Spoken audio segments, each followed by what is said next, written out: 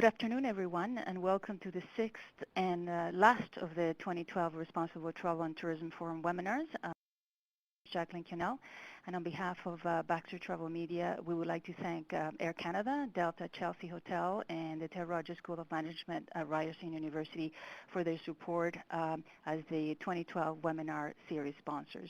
We also like to give a warm welcome to the Peruvian Tourist Board, who is our sponsor for today's webinar. And today's webinar is Culinary Tourism in Search of Authentic Travel Experiences Through Travel, Inc. Now, this is the first presentation that we have done linking tourism, food, and sustainability. I will not do my usual introduction because we have three, what I call the three-course meal waiting for us, so to speak. We have three speakers today. And we are thrilled to welcome Rebecca Lehup. She's the Executive Director of the Ontario Culinary Tourism Alliance. She's calling us from Toronto. The second speaker will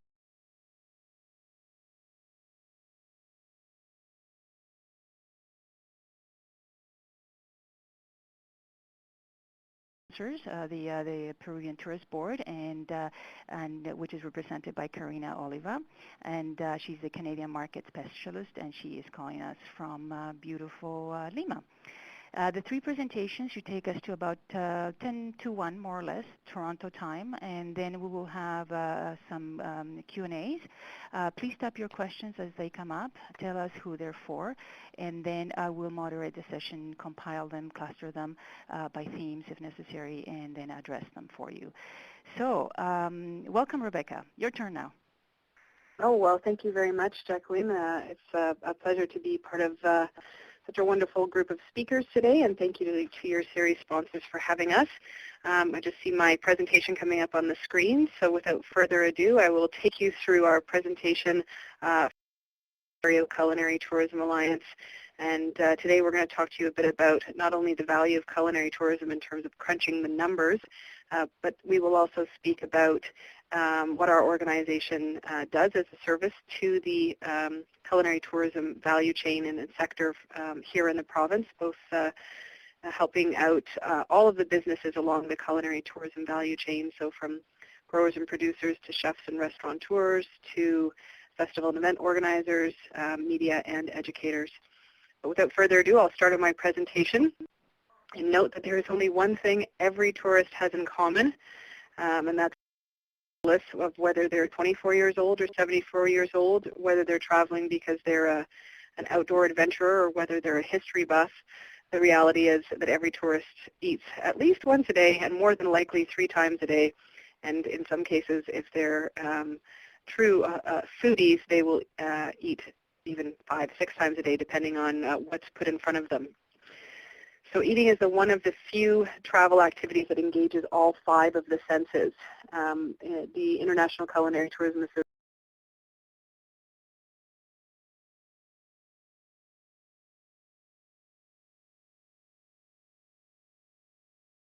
remember a meal much longer than we will a museum or stained glass window. An interesting media attention that's been brought about from, including the New York Times, is talking about food as art, and a way that people are building their memories is through experiences, and many of those experiences that travelers have include food and drink. In the province of Ontario, there were 100 million visitors in 2010. So if we include the fact that every diner or visitor has 3 meals a day, that's 300 million opportunities to create a memorable experience and a unique taste of place. So if every destination thinks about how many visitors they have, if they can turn those visitors' experience into having an authentic taste of place, they have a lot of opportunities, as you can see, to leave a lasting impact and create memories with those visitors.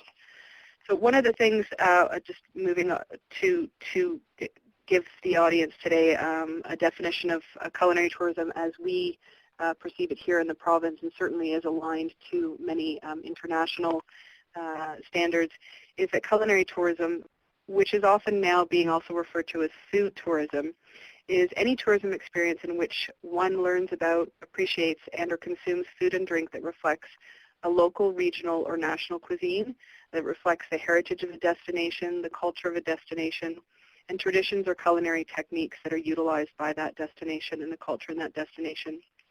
Really exciting to see that the United Nations World Tourism Organization has developed a global report on food tourism, and that they've underscored the importance and opportunities to relate it to culinary tourism. This report is available online, and for anybody interested in developing culinary tourism, I highly encourage that folks download this as a great resource. The growth of food tourism worldwide is an obvious fact, and it's one of the most dynamic segments within the tourism market. What's very interesting from a Canadian tourism perspective is we see that one of the 5 sort of lead generators or travel motivators for people coming to our country is around accessing that experience of local food and drink. And that's certainly what we're seeing on a not only a provincial but a national level in terms of investment in developing culinary tourism reflects the awareness as such that the consumer is demanding that authentic taste of place. What we obviously like to speak to in any kind of tourism development is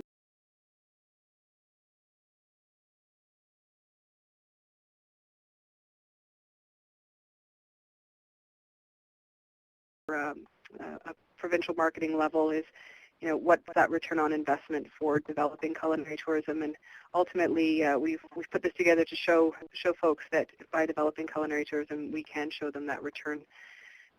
125 million Americans, so 71% of American travelers, participate in at least one culinary activity when on an out-of-town trip.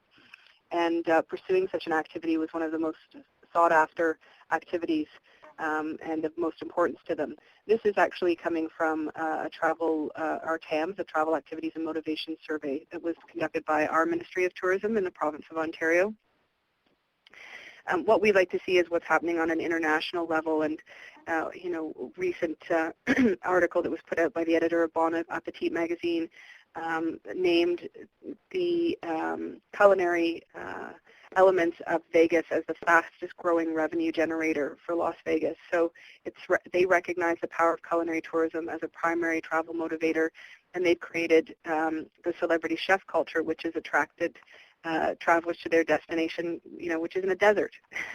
So their culinary tourism aspect isn't so much about local as it is about the celebrity chef culture. They identified culinary tourism getaway, Las Vegas's culinary tourism offering was identified as the #1 culinary tourism getaway on the Travel and Experience channel. So it shows that there's a lot of demand from the consumer for that type of experience. Most importantly, though, and certainly where we come at it from our product development perspective, is that authentic taste of place. So ensuring that when we express a taste of Ontario or a taste of Canada, that it is showcasing local food. And we know that eating local food has a 3-to-1 economic impact on the local economy. That research was done by one of our food advocacy organizations, Local Food Plus, here in the province of Ontario. We also know that when a consumer has a taste of Ontario wine, there's a 12-to-1 impact. So consuming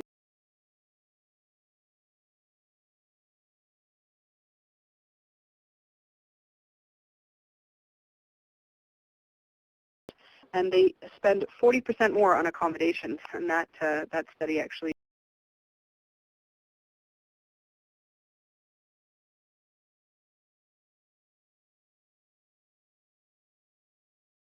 food and beverage as a category ranks first and foremost in visitor spending, even more than lodging. And we know that wine tourism is expected to grow by 20% in the Canadian market and in 28% in the U.S. market by 2025. So it's really important to continue to ensure that the consumer, when visiting Ontario, has the opportunity to get a great taste of our wine industry, which certainly has evolved substantially over the last 2 decades. When we talk about culinary tourists, we want to know who they are. Ultimately, our TAM study shows that those tourists that participate in a culinary activity have a higher than average income, over $100,000 a year annually, and they're more inclined to take part in activities such as visiting historic sites, swimming in lakes, attending live theaters, visiting gardens, golfing, going to music festivals and spas. certainly a lot of the activities that we can offer to the visitors here in the province of Ontario. They're travelers seeking the authenticity of the places that they visit through food. For them, for culinary tourists, 85% of culinary travelers enjoy learning about their local culture and cuisine. So when we're looking at our product development, we consider and we look at market readiness through the lens of, is this experience or does this business offer the consumer an opportunity to have a taste and or education experience? And in many cases, can they have both? Because that's of utmost importance to them. 66% want to try regional cuisines, culinary specialties, local wines and spirits. And we have studies that show that they are willing to pay a premium to have those experiences over a generic taste experience. More importantly, and I know colleagues in Scotland, they certainly they see the value of culinary tourism and get this as an opportunity to increase their export markets. And that this is where 70% of the culinary travelers enjoy bringing back regional foods, recipes, wines, and places that they've visited to share with family and friends. So ensuring that your taste experiences have the ability to be taken away with that consumer, and then furthermore, how do you leverage that on a retail level when you're exporting your products from your country. Culinary tourists are concerned about the origin of products. They have a tendency to use food and drink as a way of socializing and exchanging their experiences with others, and we're certainly seeing that through a variety of social media outlets and through feedback and online resources such as TripAdvisor. They have a higher than average expenditure. However, they are demanding and they are appreciative. They also have a high level of loyalty, and they will revisit a destination due to the gastronomic experience that they have. As mentioned just previously, we are a food-obsessed culture, and we're seeing how media plays a significant role in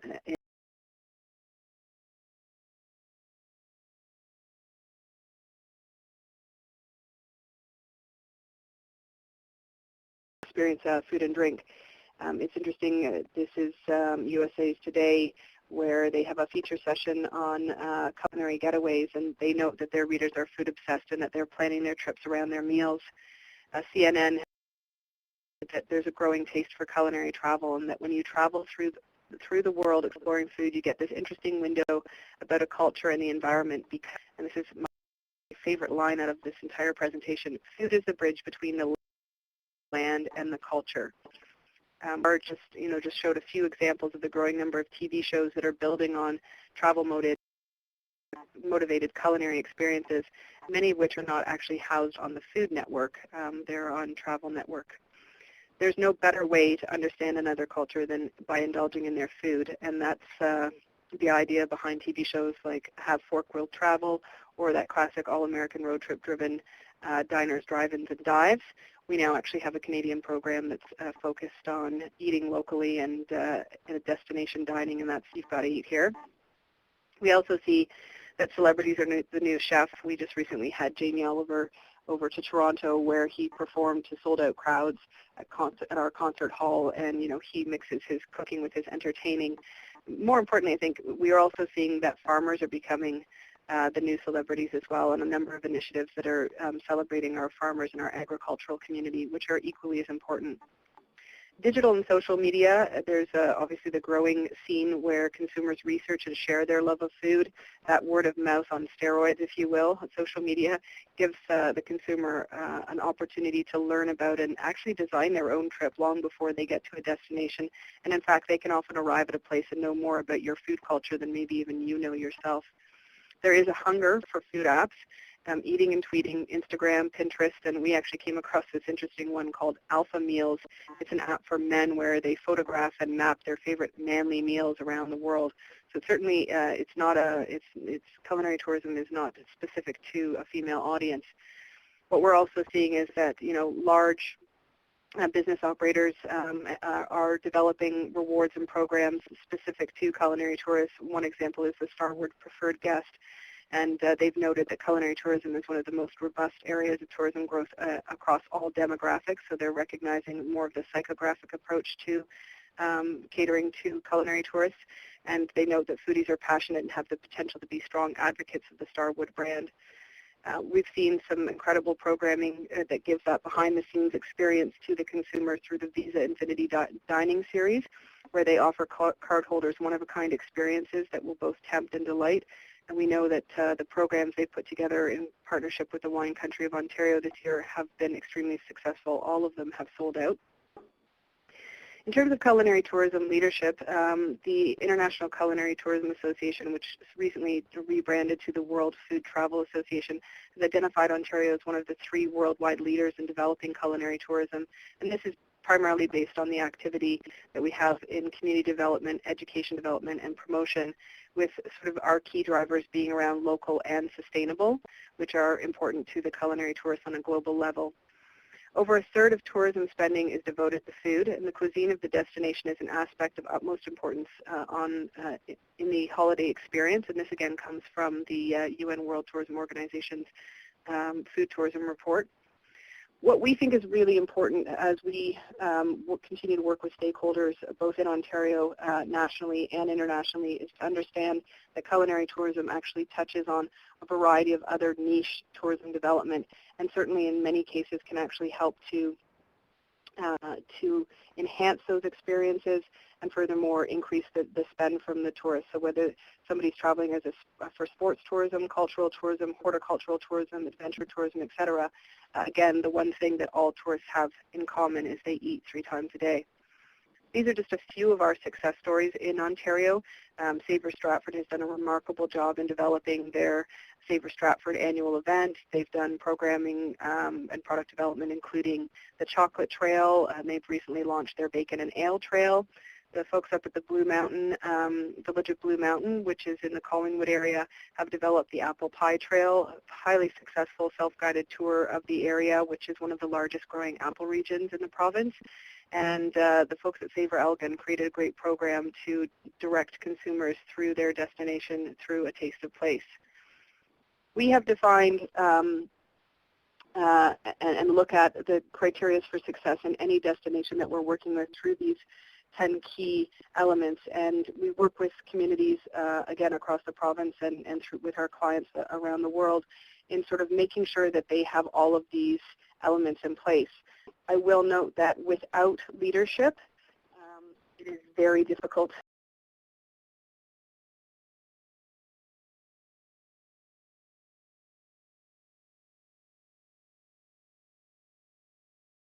is connecting the communities across tourism, agriculture, and economic development. And when done properly, can help address not only challenges in the tourism sector, but certainly address food advocacy, food sustainability, food security issues. And it is complex. It is not as simple as, putting together a fancy website or a beautiful brochure. There's a lot of community economic development work that takes place, and so leadership is key. You need to have well-defined goals and objectives, ultimately an integrated strategy. Partnership and community collaboration piece is critical. A lot of the work that we've done over the past number of years have been to create forums for growers and producers to come together with chefs and restaurateurs. One of the key things we've been very successful in doing is hosting regional food summits wherein we do a farmer-to-chef networking series, or what we refer to as speed dating for farmers. Reconnecting and building relationships in that food value chain that, because of the industrialization and globalization of our food systems, has either disappeared or in some cases it's broken, and we need to fix it. We've also found a number of challenges and are helping to address those both from more from the agricultural perspective around distribution, access to abattoirs, cold storage units, a number of things that have, again, are broken in our food system that we need to fix in order to ensure that we have sustainable agriculture, aquaculture, and viticulture as the base ingredient in beginning to develop culinary tourism. Obviously, financial support and performance measures are always key to success. Destinations with good access to key origin markets are more likely to be successful. You need to have culinary tourism resources that are distinctive to your region or your destination, and ultimately you should have multiple culinary tourism experiences. So we look at those experiences on the farm, we look at farm gate, we look at farmers markets, We look at retail opportunities where the consumer has the opportunity to learn about and or taste a product before they purchase. So thinking about wineries, breweries, artisan cheese producers, etc. We look at dining along the value chain of dining, so quick serve, family, casual, and fine dining. We look at accommodations that have a food and drink component. We look at cultural attractions or historic attractions that have a food and drink element, whether in their programming or their actual, if there's dining opportunities in those destinations. We work with festivals and events to look at what types of local tastes they're offering. And ultimately, when we go into a destination and are working with them, we want to make sure that they have a well-rounded offering of culinary tourism experiences, because it isn't just about eating all the time. We want to make sure that any destination that's working on culinary tourism has an effective destination marketing organization. Here in the province of Ontario, we also have RTOs, which are regional tourism organizations. You should have market-ready or near market-ready culinary tourism products and experiences, and I'll expand on that just shortly. And then certainly sufficient market intelligence. This is a list that everybody can share and guide themselves by, and it's certainly incredibly helpful. Now, one of the things that we've developed at the Ontario Culinary Tourism Alliance is our EAT tool, our experience assessment tool. It's a proprietary tool and process where essentially we go through that culinary tourism value chain, so farm gate, retailers, farmers markets, restaurants, accommodations, festivals and events, attractions, etc.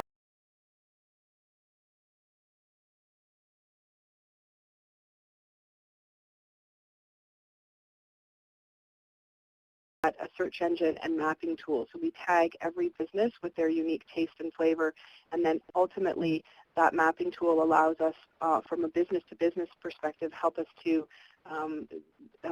do a SWOT analysis of that destination, look at where we can cluster and create experiences, and ultimately help to develop a strategy for a destination. And then that destination can actually use that map, that EAT tool, to plug into their consumer websites to help them with actual customized itineraries for the consumer.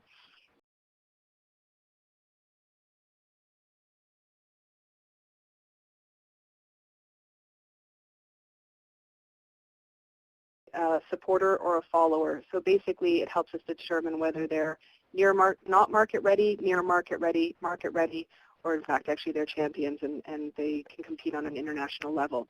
This is an objective and unbiased rating system that's been developed. And this is just an example, the screen of sort of the data fields that we enter in as we're working on this, this database development with the inventory. And that ultimately the output of this, as I mentioned before, was that experience assessment, the SWOT analysis, the ability to recognize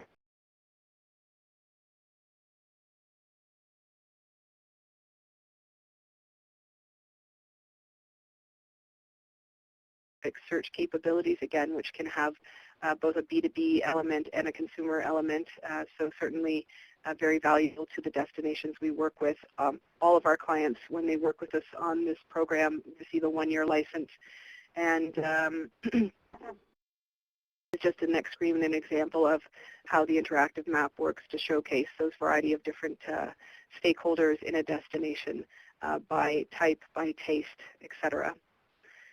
So our measurements for defining success in culinary tourism here in Ontario and certainly with any of our partners is to see increased visitor experiences, increased visitation, the visitor spend, and the duration of stay. So ultimately we want to get bums in seats and heads in beds. We also see our role in advocating for key issues for both the agriculture and tourism sector as of utmost importance. Food is the new culture capital of a destination, as if a culture has moved out of the museum and become a living experience of consumption. We couldn't agree more with this statement made by a professor at the University of Victoria, New Zealand. So to finish off, if local food and drink is working, is local food and drink working to boost your community's economy and attract that high-value culinary tourist? If not, we certainly can help you if you're interested in moving that forward, and that's what we're doing. We're currently doing that with 25 communities across the province of Ontario. We are a not-for-profit organization, and we are evolving into the Centre for Culinary Tourism Excellence. And I look forward to hearing any questions that people might have at the end of presentations from our colleagues. Thank you very much. Oh, thank you very much, Rebecca, for this extremely comprehensive presentation. Ontario is definitely taking a leadership role in culinary tourism, and your key success criteria is ambitious, and it has a very holistic value chain approach. But it's also supported by a lot of the tools that you're offering. So thank you very much for that. I have to just on a couple of other points, quick points, is the fact that some of those some of the like the business case numbers about the 3-to-1 and the 12-to-1 wine. Economic impact are also very significant, because this is when we talk about sustainable tourism increases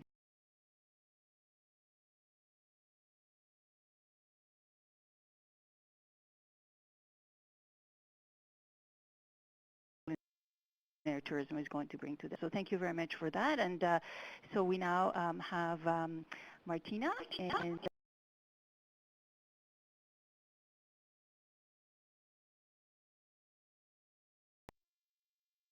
from Scotland, Edinburgh. okay, welcome, great. Thank you so much for inviting me, and apologies for late logging. No.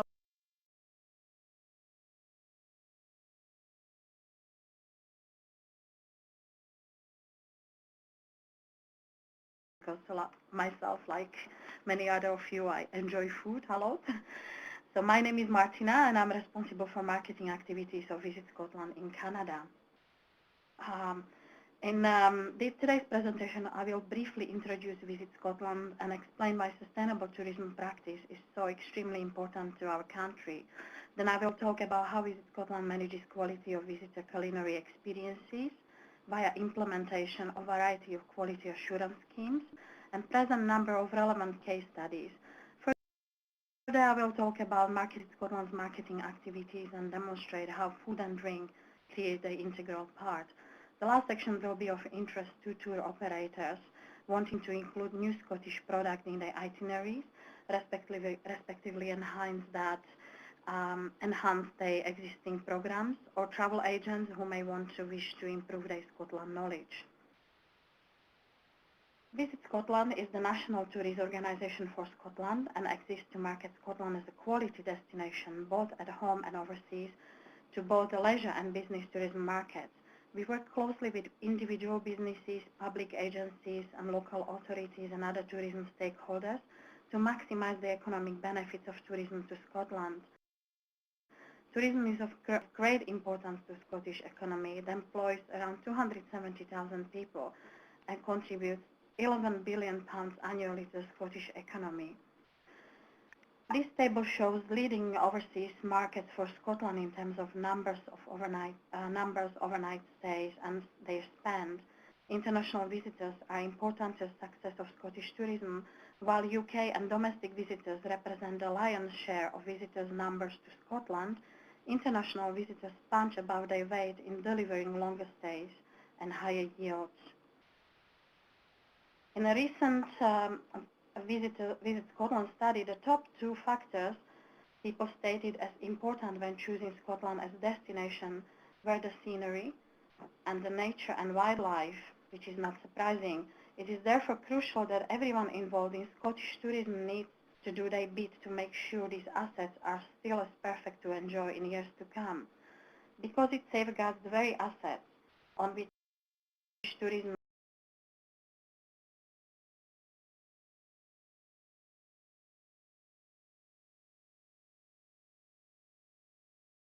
become the most sustainable tourism destination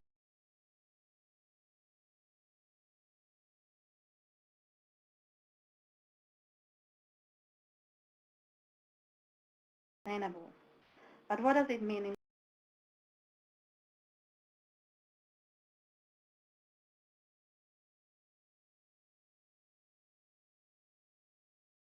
paths and innovations in cleaner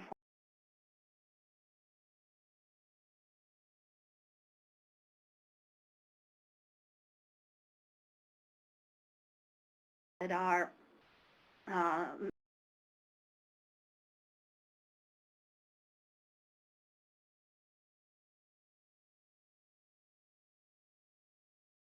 and built environment. Further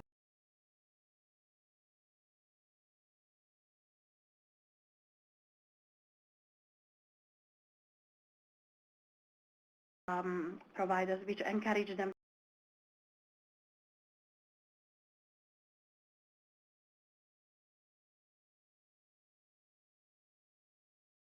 visitors on Scottish culinary expectations.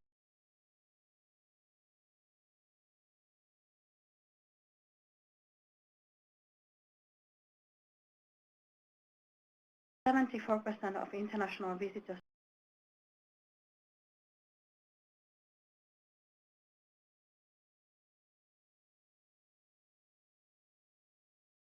say top 3 requirements for a destination.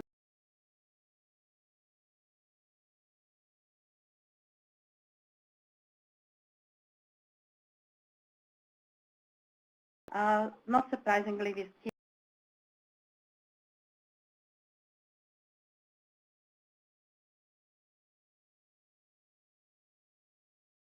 keeping irrespective of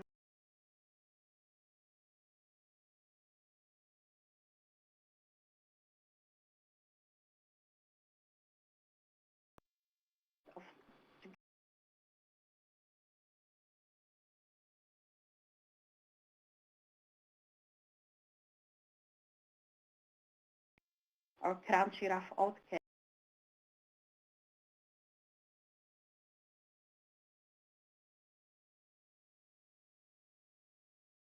A very positive view of our Scottish produce. Between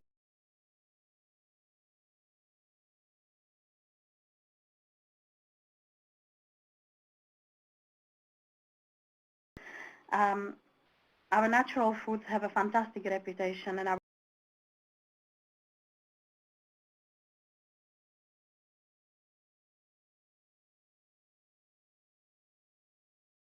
increased by 20%.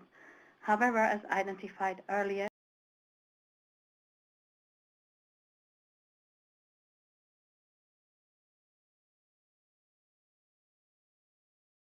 previously Visit Scotland is working with businesses to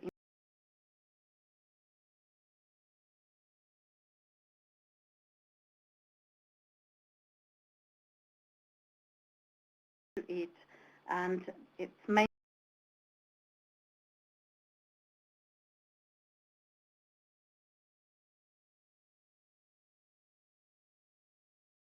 young and sometimes relatively undefined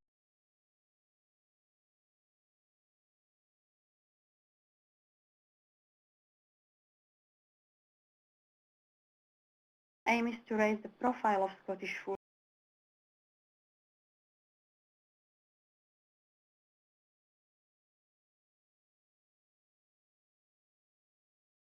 added on feedback and areas for improvement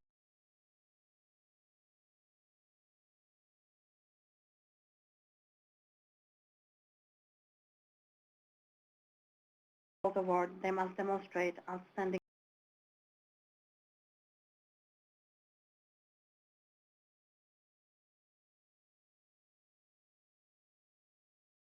comparison.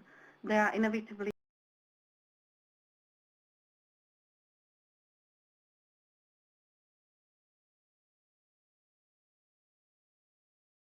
businesses from hidden gems such as the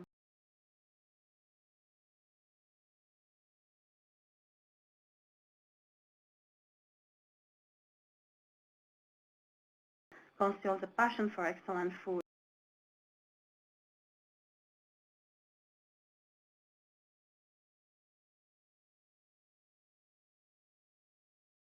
resort with outstanding hospitality.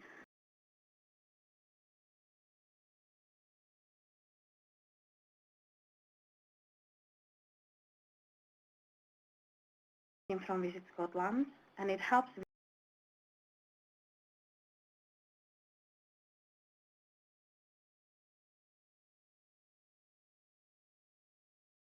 and from rustic local pubs deep in history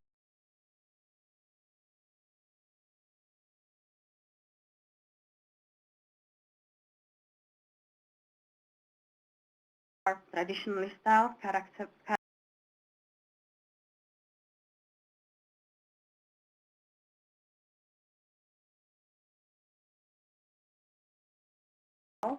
on a picture has a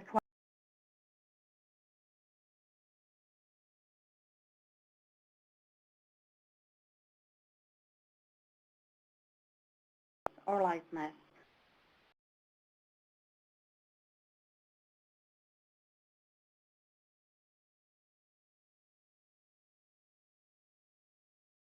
Or rugby match. Others might be a quiet lounge bar in a hotel with excellent customer service. Style bars are likely to be sophisticated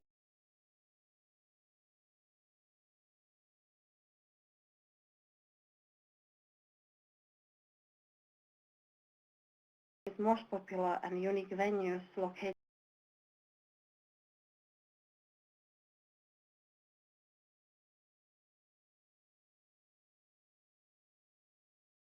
creating a laid-back, relaxing atmosphere. The Green Tourism Business Scheme is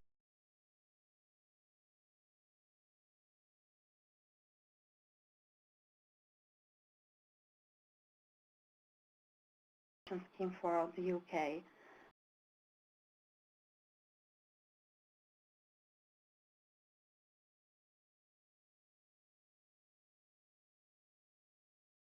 Against rigorous criteria covering areas like energy efficiency, waste minimization, recycling,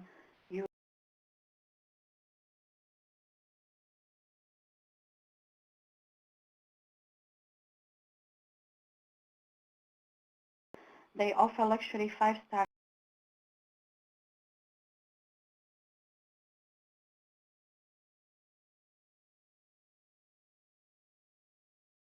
chefs and restaurateurs. And in May 2012, they won prestigious Green Tourism Gold Star, which is a major environmental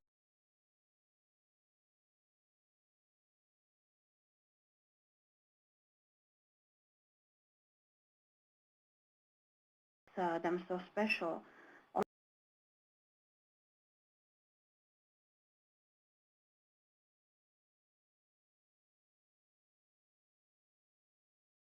Cooking will delight in using the meat, fresh seasonal fruit and vegetables, locally grown or smoked goodies from the on-site smoker.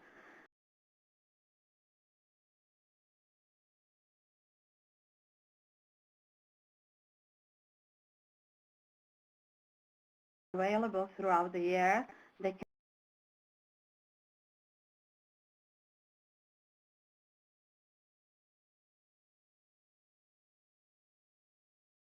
have created buildings which are very well insulated, full of low energy appliances and lights, underfloor heating, on wind turbine and solar panels, so not solar panels. Outside they try to strike a balance between making their small craft productive while doing what they can to encourage biodiversity. As you can see, their Gold Star award is more than deserved. Following slides will demonstrate that changing perception of international visitors about food and drink in Scotland is at the heart of our international marketing strategy. In 2009, Scotland hosted its first year of homecoming. This was a year-long celebration of some of Scotland's great contributions to the world: golf, the Enlightenment and innovation, ancestry, burns, and of course whiskey.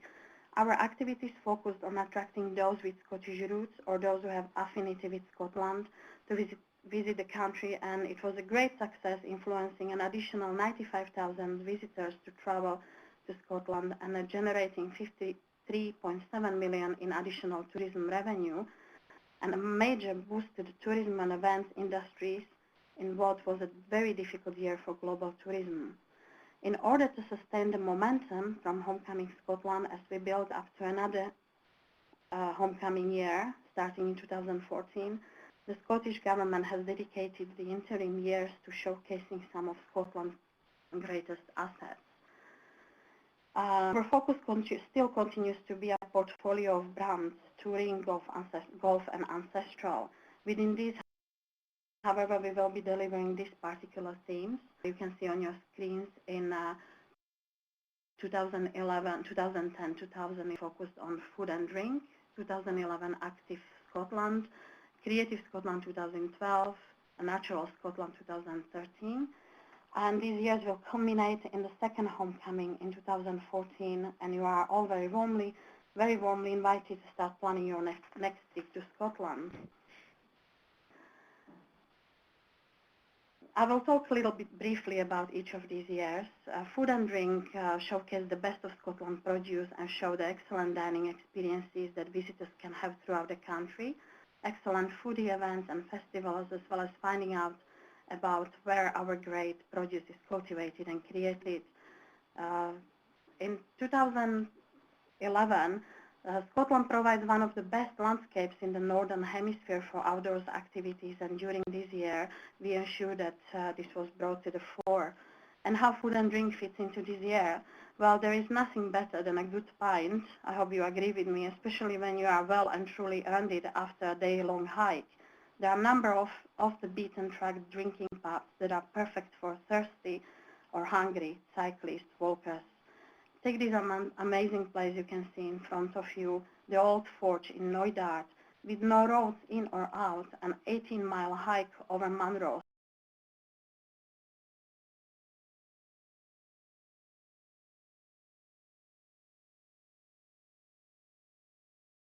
Agree with me that getting there is half the fun.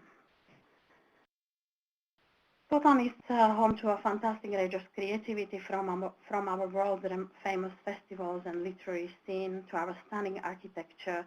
Throughout 2012, we are celebrating Scotland's creativity. Food inevitably forms an important part of majority of events during which organizers have realized that if they provide good food, people will stay longer and spend more. Festivals are an opportunity to highlight regional diversity through food by providing visitors with culinary learning while also generating income for suppliers and producers. One interesting example can be the Scottish Traditional Boat Festival. Over the past 16 years, this annual summer event has grown from a small one-day experience to a major international celebration that attracts up to 20,000 visitors. The festival focuses on traditional boat building and sailing, but includes such crafts as knitting and weaving. It also incorporates a food fair which started over 10 years ago with 5 small stalls, but now has around 30 exhibitors that feature the best of the area's fish, meat and confectionery. A taste of Portsoy ice cream is as much a part of the festival experience as watching the heritage vessels tied up in the 17th century harbour. The local award-winning ice cream maker has pushed the boat out with a new variety flavored with a Cove lozenge, Fisherman's Friend, to commemorate the Scottish Traditional Boat Festival. So as you can see, creativity is ruling this year. Following on from the Year of Food and Drink, the Year of Natural offers an opportunity to further promote Scotland's food and drink and offerings. We have a great array of Scottish farmers markets, food festivals, also no fewer than 16 Michelin-starred restaurants. More recently, it was the Castle Terrace restaurant, you can see on your screens, that recently added the 5th Michelin star to Edinburgh's collection. The restaurant quickly became renowned in the fine dining world following the ethos from nature to plate. The addition places Edinburgh as the city with the second highest number of Michelin-starred restaurants outside London. And of course, we can't forget to talk a little bit about whiskey. Scotland's peatlands are well used, as your clients will find when they tour one of the country's many whiskey distilleries, which each produces their own distinct flavor. You can discover Scotland's world-renowned water of life and the unique characteristics of the 4 main whiskey-producing regions, from the light, mellow flavors of lowland malts to the fruity, dry whiskies of the Highlands. The distinctive peaty smokiness of Islay drums and the full-bodied flavors of Campbelltown distilleries. Over 50 whiskey distilleries are open to visitors in Scotland. And there is a number of festivals that celebrate uniqueness of Scottish whiskey, such as Spirit of Speyside or Islay Malt and Music Festival.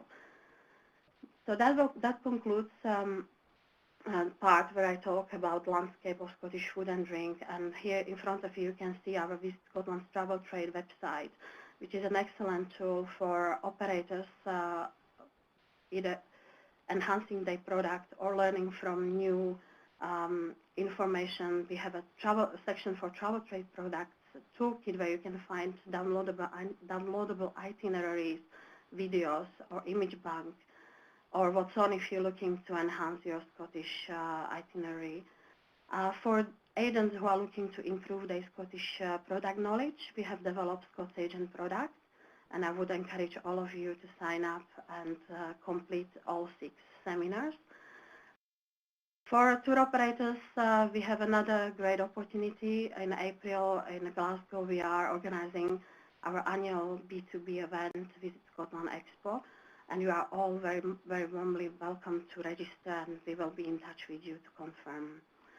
So that's it. Thank you very much for listening, and I look forward to hearing your comments. Thank you so much, Martina. Your presentation is definitely a case study on, how to overcome a negative perception by working with your, food value chain, your farmers, your hospitality providers. Indeed,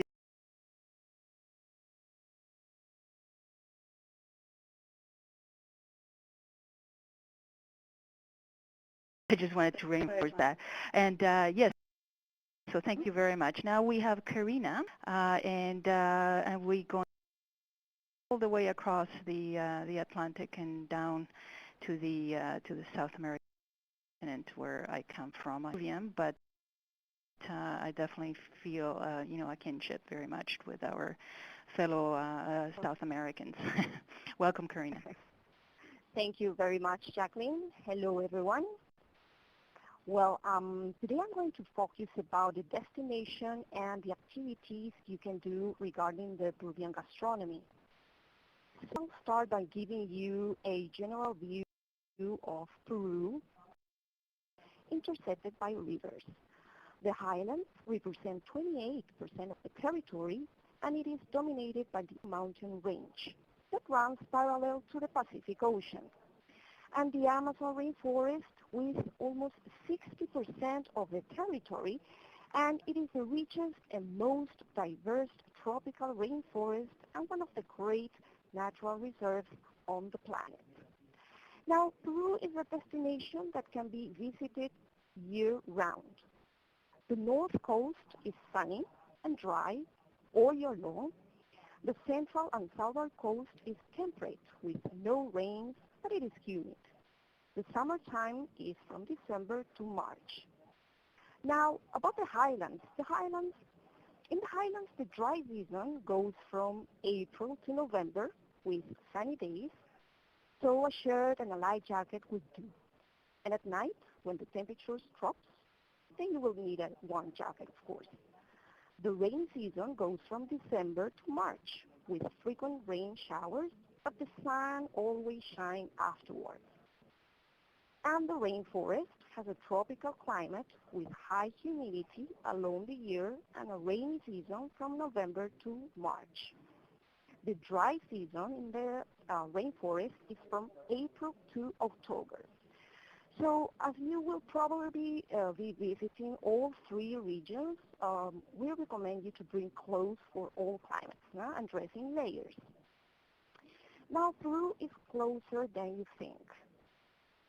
There are non-stop flights from Toronto to Lima via Air Canada that has 4 times a week, the flights 4 times a week, and it takes about 7 hours and 50 minutes. But you can also go through Panama City to Lima via Copa Airlines and through San Salvador as well via TACA Airlines. Or you can go through the main gateways of the United States. Nowadays, Peru enjoys a strong and stable economy, and it is a friendly destination. The tourism sector is in expansion. American and Canadian citizens need only a valid passport when coming to Peru. No visa is required for stays up to 90 days. A yellow fever vaccine is required only if you visit the Amazon region in the southern Peru. Now, Peru is located in Central Standard Time, which means no jet lag for your clients. And the official currency is the Nuevo Sol, but US dollars are widely accepted as well as major credit cards. Something we want you to be aware of is the fact that traveling within Peru is easy. You know, the longest flight is from Lima to Iquitos, and it takes about 1 hour and 50 minutes only. Now, Peru has been blessed with a unique geography that comprises deserts, plains, mountains, jungles, and valleys, with a variety of ecosystems and own microclimates, sheltering a wide diversity of animals and plants. The coast, for example, features deserts, fertile valleys, and beautiful beaches. The highlands are dominated by the Andes mountains with high snow-capped peaks and deep canyons. And the jungle is home to Peru's largest natural reserve. Well, what about gastronomy? Now, eating in Peru, ladies and gentlemen, is a journey in itself. Sorry, Karina? Yes? Can you hear me? Can you speak up a little bit more? We can hear you, Sure. but yeah, if you're a little louder, that would be better. Thank you. Okay, Sorry to interrupt. wonderful. Okay. So I was saying you that starting from the bountiful Peruvian Sea, where our ceviches come streaming out and passing through the Andes with 1,000 varieties of potatoes, and moving to the Amazon loaded with the exotic, for a natural and mysterious cuisine, we have just one great route that makes Peru a unique territory. It is the road that outlines our flavors. Now, Peru was gifted with lands and seas of divine abundance, and we, the Peruvians, for centuries now, have given thanks for this gift by cooking, eating, and creating just as the gods do. Now, let me tell you that Forbes magazine says, Forbes magazine talks about a boom of Peruvian cuisine. According to an article by many critics specializing in blogs, the decision to include Peruvian gastronomy was heavily influenced by flavors and trends of the most sophisticated gourmet dishes in Peru. Ingredients like sweet potatoes, peppers, and potatoes, mainly dozen varieties, are cited as key to these trends. This was mentioned by Forbes magazine about Peruvian food. Now let's start with the center of Peru. The capital of Peru is Lima.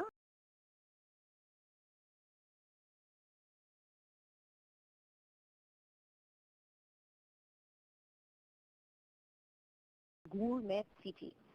Its historic center was declared a World Heritage Site by UNESCO in 1991. Now, beautiful churches that guard valuable collection of masterpieces, a great number of colonial balconies, and gorgeous mansions for the aristocracy are just some examples of this cultural legacy. Now, another aspect of a visit to Peru is the excellent shopping opportunities available. Now, you will not only find traditional handicrafts, but also products of modern design. Now, Lima extends its hospitality to visitors in many ways, and its inventive cuisine is certainly one of them. The city offers a wide variety of restaurants and inviting sidewalk cafes where your clients will experience the delicious mixing of European, African, Asian, and Andean cuisines and the lively spirit of Limeños. Now, a good way to see the immense variety of fresh and local products of Peru is by visiting the local market. You will be surprised to see such an amazing and huge diversity of fresh fruits, cereals, vegetables, herbs. Now, some tours offer cooking classes, bar classes in their itineraries, and it is a perfect way to learn about the history behind each Peruvian dish. You know that preparing Peruvian food is a delicious adventure for sure. How about inviting your friends and family to some Peruvian dishes or having a Peruvian night with pisco sours and ceviches would be just a great experience. Now, let's move south of Lima. Let's go to the department of Ica, or to the region of Ica. Ica is located southwest of Peru. From Lima to Ica takes about 4 hours by car. And there you can visit, for example, the Paracas National Reserve. Um, the weather up there is a warm weather year-round, and it is one of the greatest marine reserves in South America. Now, Paracas National Reserve is a refuge for pure seals, Humboldt penguins, flamingos, and hundreds of bird species. You can visit many different natural and archaeological attractions in the reserve. Now, the Department of Ica is great as well to do some adventure activities. For example, you can fly over the Nazca lines. I'm sure you heard about the Nazca lines, but let me tell you that it is a vast network of lines and drawings of animals and plants created to the Nazca cultures. Those are gigantic figures on the ground. Also, you can take a boat to visit the Ballestas Islands, or you can go in buggy cars in the huge sand dunes of Paracas. And after that, you can relax in a nice tent in the middle of the desert, under the shining stars with great food, beverages, and music. Now, in Paracas, there are a great number of hotels that offer cooking classes, and you will have a fun moment preparing, for example, pisco sour. The pisco sour is our national drink, and it is made of grapes. It's a great brandy. You can also make ceviche.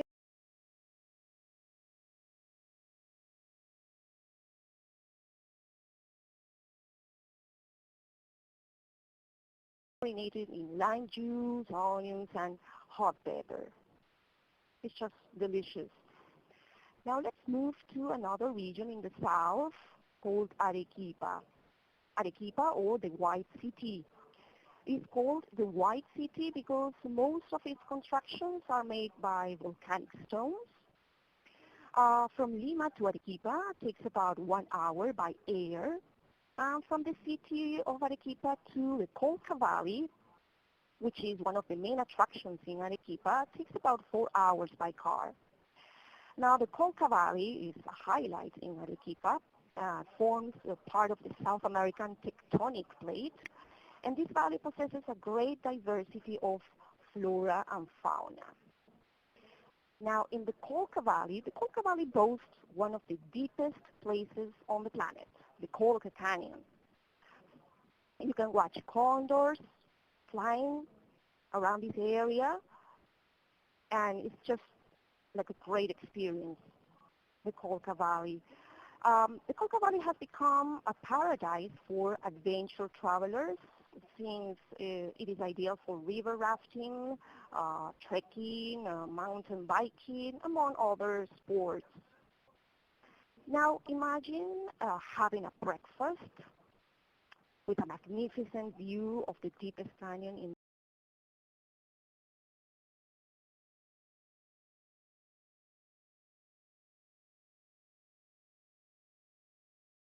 natural beauty is just breathtaking. Now, Arequipa boasts a tremendous quantity of local dishes, so definitely you will have the opportunity to learn how to prepare delicious drinks and food with local ingredients. Now, these are just two examples of typical dishes from Arequipa. One of the famous dishes is called chupe de camarones. It's basically a chowder made with shrimp, milk, eggs, and oregano. And the other one is rocoto relleno, which are red hot peppers stuffed with chopped beef, cheese, milk, and served with mashed potatoes. Those dishes are like explosion of delicious flavor. Now let's go to the southeast of Peru, a place called Puno. The city of Puno, it is the folkloric capital of Peru. because it's on the move every day with festivals, music, dancers in brightly colored outfits, fancy costumes, and intricate masks. Now, Puno lies on the shores of Lake Titicaca, which is the highest navigable lake in the world. Lake Titicaca contains numerous islands whose inhabitants still continue with the customs and traditions of their ancestors. The Uros Islands, for example, the Uros community live on floating islands. The floating islands are made of totora reeds, so visitors will enjoy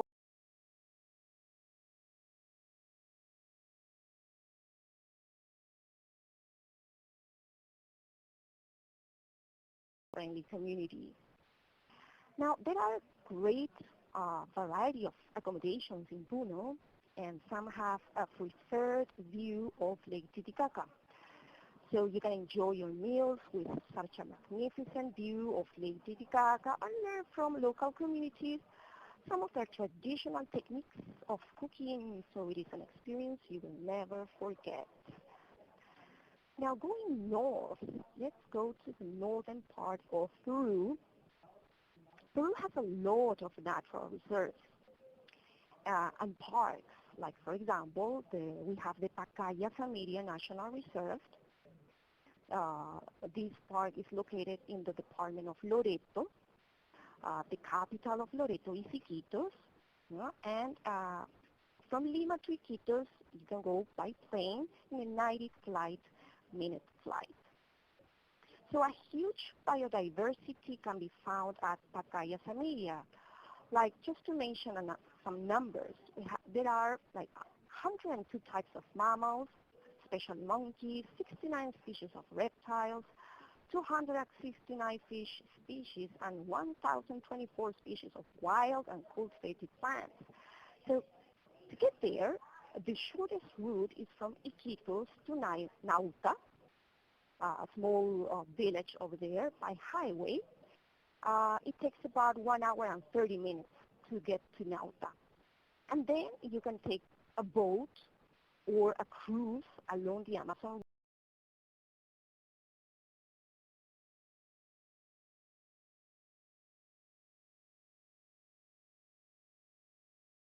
eco adventures in Pacaya Samiria.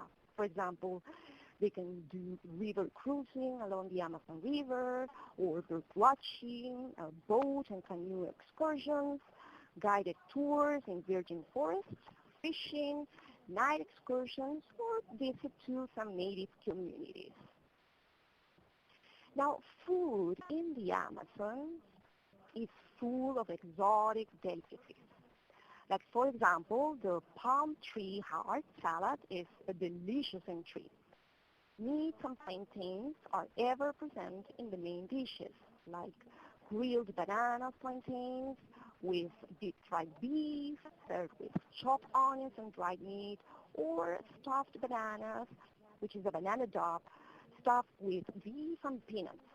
And also that drink you can see on the picture is called masato, which is a fermented manioc and sugar beer. Some examples of, some dishes you can taste in the jungle.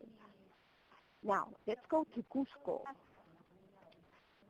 From Lima to Cusco takes about 1 hour by air, and from Cusco to Machu Picchu, the highlight of Cusco, you need to take the train, and takes about 4 hours to get to this marvel of the world.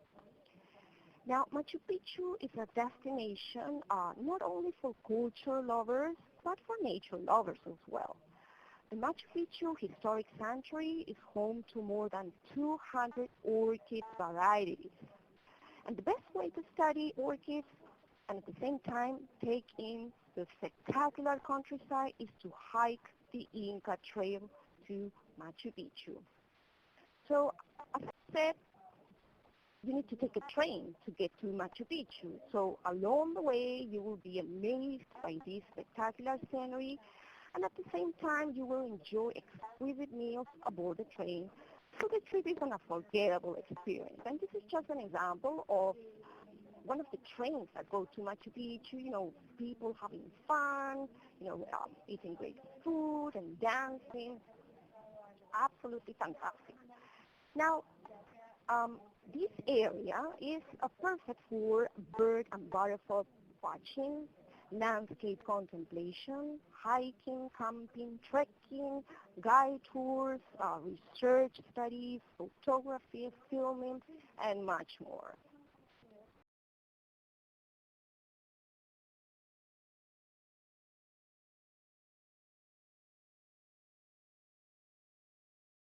It's like this picture shows like a bar class, no? Um, so the barman is showing us how to prepare the pisco sour and its varieties. And I remember making a new type of pisco sour, like coffee sour or golden berry sour or chicha sour. Endless varieties of pisco sour. Now, finally, let's go to the north of Peru. Let's go to what is called the Moche route. The Moche route is a very, very interesting destination because our visitors will be in the same place where powerful civilizations lived hundreds of years ago. You know that Peru is a millenary country, so to start learning about the history of Peru, it's perfect to go to to the northern region.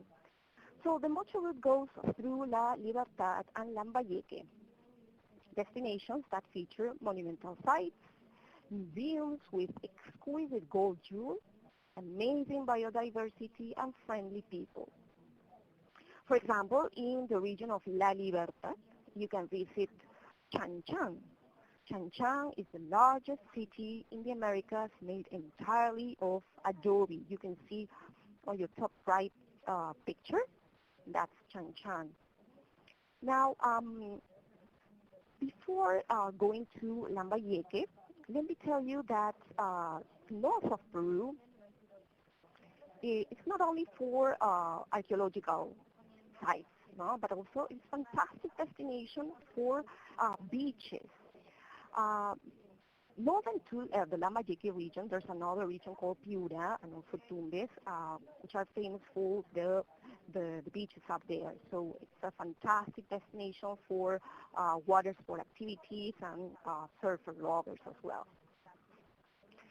Um, Although few people are aware of this fact, it was in ancient Peru, and not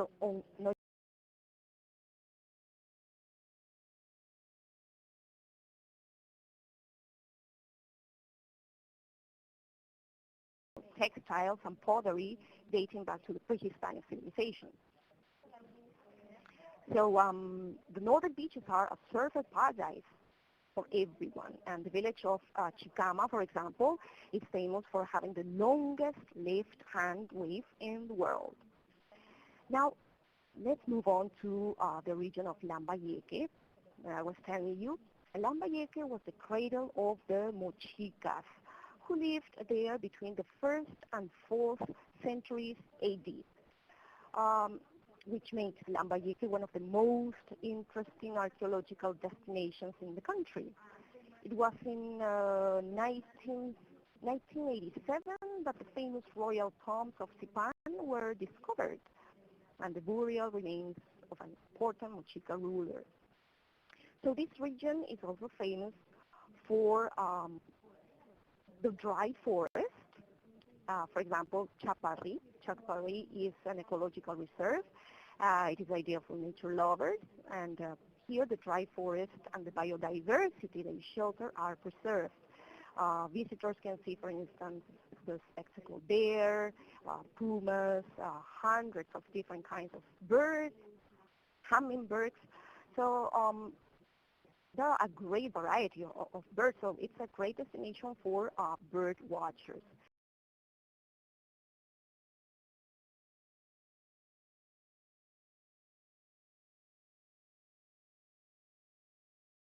Ingredients from our seas and a huge variety of vegetables mixed with legumes and herbs. make northern gastronomy a highlight of this region and a fantastic experience. So to finally tell you that to learn more about Peru and about, a specific destination, about the gastronomy of Peru, you can visit our official website, which is very easy to remember, peru.travel, peru.travel. There you will find all the information you need to plan a trip to Peru. We also have a Peru Agent Specialist Program, which is our online training program for travel agents called peruagent.com. It's also very easy to remember, peruagent.com. And also we have a representative in Canada called Vox International, and the contact is Juan Forteza. So you can contact well and at Juan at voxtm.ca, or you can contact us directly. Thank you so much for attention. Back to you, Jack. Thank you, Karina. Oh, what a wonderful and really delicious overview of all of Peru's richness, and it's such a beautiful and diverse country, and this is definitely reflected in the variety of dishes that you have. I've enjoyed my time there enormously, ate my way through Peru, and ceviche being my favorite now. Obviously, I continue to make my pisco sour home for cocktail, and it is really, really a wonderful experience. Your presentation illustrated also visually a lot of that beauty that you. Thank you very much for that. We are running a little bit late. We thank all of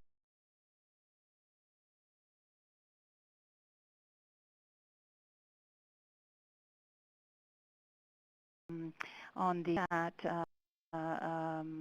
box, but the Sherry Deeks, is her last name, was also asking if it was possible to just get an idea where you could get actually culinary tours or resources to find specific itineraries or tours. So I can ask Rebecca very quickly, specific Ontario.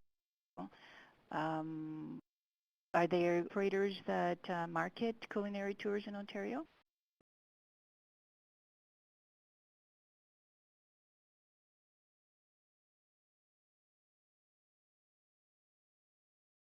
There's different culinary tours in Toronto, culinary, the Ontario Wine and Culinary operators, Foot, Chow, certainly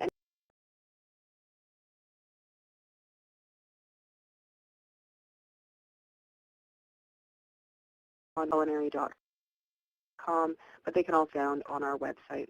That's right. Okay, great. Yeah, and this presentation is archived, and people can download it and also retrieve the information from there. Martina, for tours and tour up. Yes, as I have mentioned during my presentation, we have our own Visit Scotland Travel Trade website where tour operators can actually access our toolkit. They can get access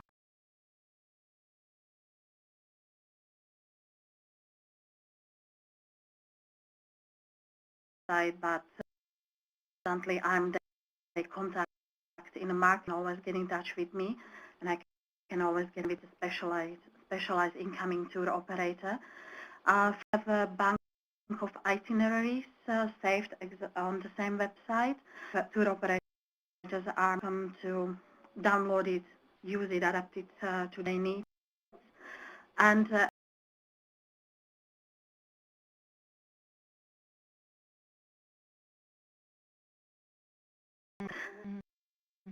agent program is an excellent way to start developing the understanding of what Scotland has to offer. Yes. Okay. Thank you. And Karina? Yes, absolutely. Also, in our online training program, you will find a list of tour operators that offer, apart from the traditional tours, also I'm sure that some of them include gastronomic tours. So peruagent.com will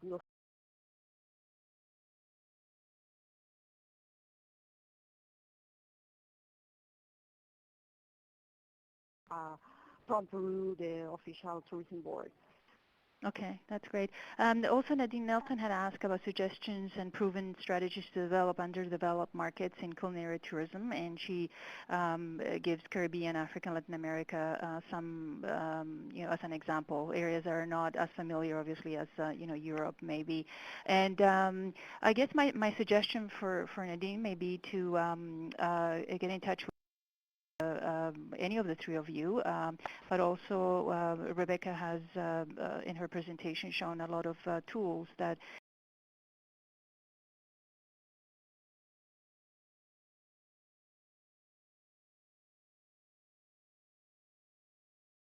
are available online. You can find them on our website. Others are a fee-for-service that we provide and are consulting around the experience assessment tool.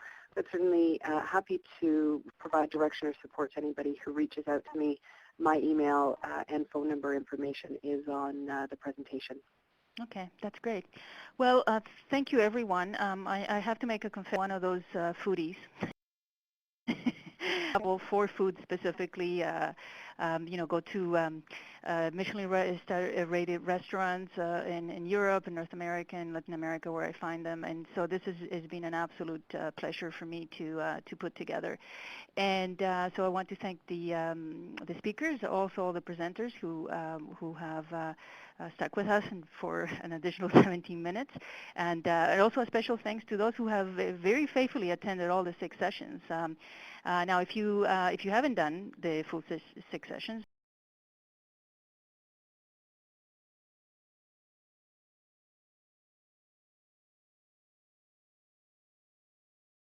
we will also appreciate it if you could give us some input for topics for 2013. We'll do a webinar series then as well, and we will be sending you questionnaires soon. We're also looking for nominations for the 2012 RTTF Award. The deadline is December 7th, so that's, I believe, next week. So please submit an application yourself, or if you know of a company, direct them to our website, and it's quite easy to apply it, and there's more details there. So finally, a huge thanks to our 2012 series sponsors, Air Canada, Delta Hotels, and Ted Rogers School of Management at Ryerson University, and of course to today's webinar's sponsor, Peru Tourist Board. So thank you, everyone. Go and have a nice, big, wonderful lunch, and a good afternoon. See you all next year. Take care. Bye-bye. Thank you.